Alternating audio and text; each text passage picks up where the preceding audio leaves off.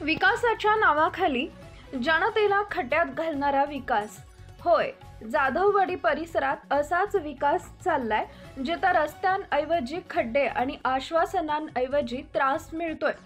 पिंपरी चिंचवडच्या जाधववाडी भागात विकास कामांच्या नावाखाली रस्त्याच्या मधोमध खोल खड्डे खणून ठेवले. या खड्ड्यांमध्ये पावसाचं पाणी साचून डासांचा प्रचंड प्रादुर्भाव वाढलाय. डेंग्यू, मलेरिया सारख्या आजारांचा धोका नागरिकांच्या डोक्यावर येऊन ठेपलाय. दरम्यान रस्त्यावर पडलेली खडी, दगड, माती या सगळ्यांमुळे वाहन चालकांना मोठा त्रास होतोय. काही ठिकाणी अपघाताचेही प्रसंग घडले. स्थानिक नागरिक संतप्त आहेत. विकासाच्या नावाखाली एवढे खड्डे करून ठेवले, पण काम पूर्ण करता येत नाही. धूळ, घाण, ढास आणि आजार एवढंच मिळतंय. आता महापालिका इतका कर घेत असताना लोकांच्या आरोग्याचं काय? रस्ता नाही, स्वच्छता नाही, मग हा विकास कुठे?